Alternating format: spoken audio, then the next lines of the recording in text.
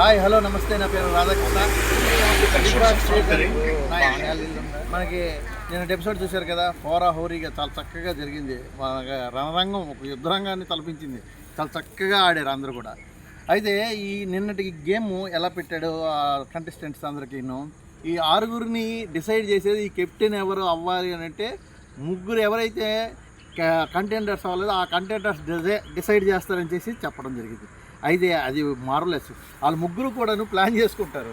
ఎవరెవరు, తనుజ గారు మొత్తం చెప్పుకొని సుమన్ శెట్టి గారు వీళ్ళు ఎవరికి వెళ్తే బాగుంటుంది, ఎవరు కెప్టెన్సీ మనకు అవసరం లేదు అనిపిస్తుంది, వాళ్ళనే మనం చేద్దాము, వాళ్ళకి ఇద్దాము అని ఆ డ్యాగర్ అయితే ఏదైతే ఇవ్వడం ఉన్నదో అది మార్వెలెస్. అందులోని ఏంటంటే రకరకాలుగా ట్విస్టులు తిప్పారు. అందులోని భరణి గారు, తనుజ గారు, సుమన్ శెట్టి గారు ముందు ఒక స్కెచ్ చేసుకుంటారు, ఎవరికి ఇస్తే డ్యాగరు బయటకు వచ్చేస్తారు అని. అయితే ఫస్ట్ డ్యాగర్ ఏమో రీతుకి అయితే ఇవ్వడం జరిగింది. రీతు శుభ్రంగా తిన్నగెళ్ళి సంజన గారిని పొడిచేసి ఆమెని అవుట్ చేసింది.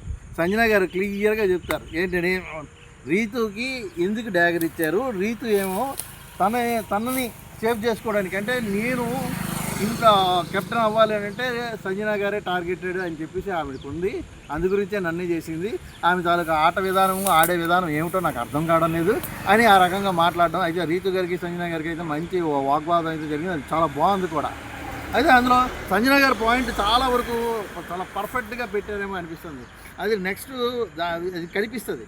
ఎలాగా తనూజ గారు తీసుకున్నాక తనూజ గారేమో పవన్ కళ్యాణ్కి ఇస్తారేమో అనుకుంటాం, కానీ తనూజ గారు డ్యాగర్ మళ్ళీ రీతుకే ఇచ్చి దివ్య గారిని అవుట్ చేపిస్తారు. అంటే దివ్య నాకు ఉండడం కెప్టెన్ అవ్వడం ఇష్టం లేదు, దివ్య ఎటువంటి పరిస్థితుల్లో ఒకవేళ దివ్య కెప్టెన్ అయితే మళ్ళీ నేను అనేది సఫర్ అవ్వాల్సి వస్తుంది, ఇమ్యూనిటీ వస్తుంది, ఇంట్లో ఉంటుంది, టాప్ 5కి వెళ్ళేటప్పుడు మళ్ళీ వీళ్ళందరితో అడ్డుగోడగా ఉంటుంది అని చెప్పి దివ్యని అయితే అవుట్ చేయడానికి చాలా చక్కగా పకడ్బందీ ప్లాన్ అయితే తనూజ చేయడం ఇందులో సూపర్ అనిపించింది. ఎందుకంటే ఆమెకి ఒకసారి ఆల్రెడీ ఛాన్స్ ఇచ్చింది, ఏంటి అవుట్ చేయడానికి వీలు లేకుండా ఉండేటట్టుగా, అంటే నామినేషన్స్కి అది ఎలిమినేషన్ క్యాన్సిల్ చేసింది కదా, పవరాస్త్ర ఉన్నా సరే బయటికి పంపకుండా ఉంచింది. అదేవిధంగా రెండు ఛాన్స్ వచ్చింది కాబట్టి ఆ పవరాస్త్ర బయటికి వెళ్లకుండా క్యాన్సిలేషన్ చేశాడు ఇమానియల్, అది మంచి ఛాన్స్ వచ్చింది. అలా చేయడం వల్ల అదేవిధంగా ఎలిమినేషన్ అప్పుడు అంతకు ముందు వారంలోని మన అతనున్నాడు కదా గౌరవ్ను దివ్యాన ఎలిమినేషన్లో ఉండేటప్పుడు గౌరవ్ను కాపాడకుండా, అంటే అది నేను వదిలేసుకున్నాను పవరాస్త్రాన్ని, దానివల్ల దివ్య గారు బతికిపోయారు. అంటే 2 సార్లు వచ్చినట్టు, అంటే ఆ విధంగా నీకు ఇమ్యూనిటీ వచ్చిందని ఒక పాయింట్ అయితే రేట్ చేసుకుని తనూజ గారు ఆ విధంగా దివ్యాని అవుట్ చేయడానికి ఒక పాయింట్ అయితే బాగా వాడేశారు. అది రీతుతో పొడిపించారు, అది హైలైట్ అక్కడ, అది హైలైట్. తనూజ గారు ప్లస్ స్కెచ్ అయితే బాగా వేశారు. నెక్స్ట్ అలాగే ఇమానియల్కి డీమాన్ పవన్కి వార్ పడుతుంది.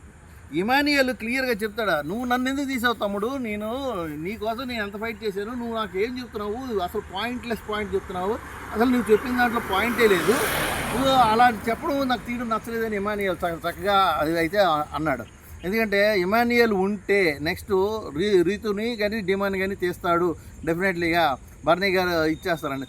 అలాగే పవన్ కళ్యాణ్కి ఇస్తారు, ఇవ్వగానే రీతుని తీస్తాడు. రీతుని తీస్తే రీతును కళ్యాణ్ ఇద్దరు కూడా, అది కూడా బాగుంటుంది చాలా చక్కగా. అంటే రీతు ఒక పాయింట్ అయితే చెప్తుంది, నీకు ఆ రోజున నిన్ను ఈ టాస్క్లు తీసేయమని చెప్పాను కదా, పొడిచేసాను, నన్ను అవుట్ చేసావు, అది ఇది అన్నావు, నన్ను వెన్నుపోటు పొడిచావు అని అన్నావు, ఇప్పుడు నువ్వు చేసింది కూడా అదే కదా కళ్యాణ్, నీకు నాకు అప్పటికి ఇప్పటికి రెండింటికి చెల్లైపోయింది, నువ్వు ఇంకా దాని గురించి మాట్లాడొద్దు అనే పాయింట్ అయితే రేట్ చేస్తుంది. అది కూడా సూపర్ అనిపించింది. ఎందుకంటే రీతు తన ఆటని ఎక్కడికెక్కడ ప్రజెంట్ చేస్తూ వెళ్తుంటుంది. అయితే రీతు చేసేవి అంటే డీమాన్ డీమాన్కి అడుగుతుంది దివ్య, ఈసారి నువ్వు కెప్టెన్ నువ్వు అవుతావా లేకపోతే ఆమెను చేస్తావా, నువ్వు అంటే మాట ఇచ్చావా అని అంటే ఆ డీమాన్ అంటాడు ఆమె ఉంటే బాగుంటుంది కదా అని. టాప్ 5 వరకు తీసుకెళ్ళడానికి డీమాన్ ఎంత సహకరించాలో అంత సహకారం అనేది రీతుకి అయితే అందజేశాడు. ఆ విధంగా ముందుకు తీసుకుంటూ వెళ్ళాడు. అది రీతు చతురత. అదే విషయం నచ్చక సంజన గారేమో నువ్వు ఇంకేమీ ఆడట్లేదు, డీమాన్తోనే ఉంటున్నావు, డీమాన్తో ఉండి నువ్వు టాప్ 5 వరకు వచ్చేసావని చెప్పేసి సంజన గారి తాలూకా పాయింట్ అనమాట. ఈ ఇద్దరు వాదనలో ఏ వాదన అంటే నీకు ఇమానియల్కి కూడా బంధం ఉంది కదా, తల్లి కొడుకుల బంధం అని మీరు అంటున్నారు, అదేవిధంగా నేను డీమాన్తో బెస్ట్ ఫ్రెండ్షిప్ అని చెప్పి నేను అంటున్నాను, ఇందులో తప్పే ఉంది అని చెప్పేసి రైతు ఈరోజు శనివారం నాడు, అంటే ఈ రోజున నాగార్జున గారు హోస్ట్గా వస్తారు కదా. ఈ హోస్ట్ ఇవాళ అదిరిపోతుంది, మామూలుగా ఉంటుంది. ఇవాళ ఎపిసోడ్ అయితే మాత్రం ఫుల్ ఫైర్తో ఉంటుంది. ఎవరికి రెడ్ కార్డ్ ఇస్తారో, ఎవరిని పంపిస్తారో, కళ్యాణ్ తోలికి ఒకటి ఉంది వాదన, సంజన గారితో వాదన ఒకటి ఉంది, అలాగే డీమన్ పవన్తో ఒక వాదన ఉంది.